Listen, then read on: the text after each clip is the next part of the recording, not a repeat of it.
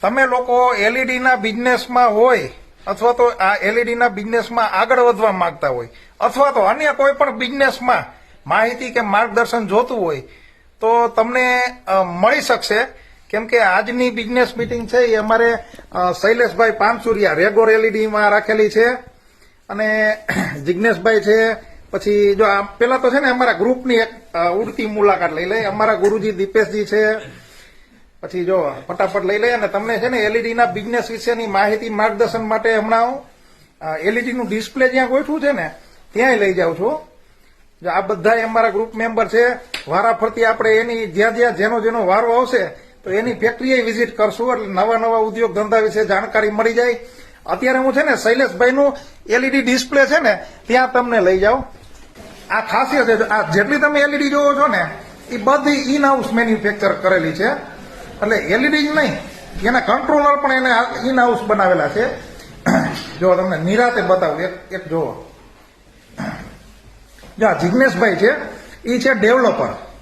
શૈલેષભાઈ છે એ એલઈડીના અને ઇલેક્ટ્રોનિકના માસ્ટર છે અને 2011 થી એટલે એમ માનો ને કે સૌરાષ્ટ્ર ગુજરાતમાં ને ગુજરાત આખામાં એલઈડી મેન્યુફેક્ચરિંગનું પહેલું કારખાનું એનું હતું.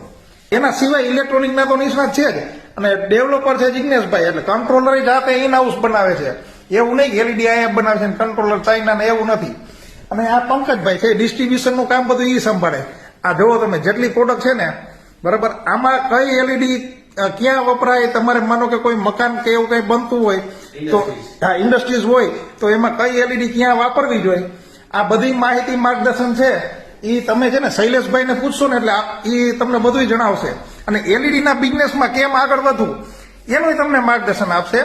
અને કઈ એલઈડીની કેટલી ક્વોલિટી કહેવાય કેટલા રૂપિયા હા એની લાઈફ કેટલી હોય કે કઈ એલઈડીના કયા મોડલના કયા મોડ્યુલના કેટલા રૂપિયા દેવાય એની ક્વોલિટી શું છે એ તમને જો ન ખબર પડતી હોય અથવા તો તમારે એવું કોઈ વસ્તુ જાણવી હોય તો એ માહિતી આપશે. કેમ કે એ આપણા ગ્રુપના જ છે અને તમામ પ્રકારની માહિતી આપશે. એના સિવાય બિઝનેસના પણ નિષ્ણાંત છે.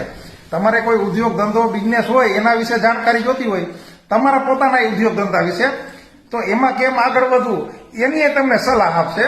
એટલે હું તમને છે ને એક નંબર આપું છું ડિસ્પ્લેમાં.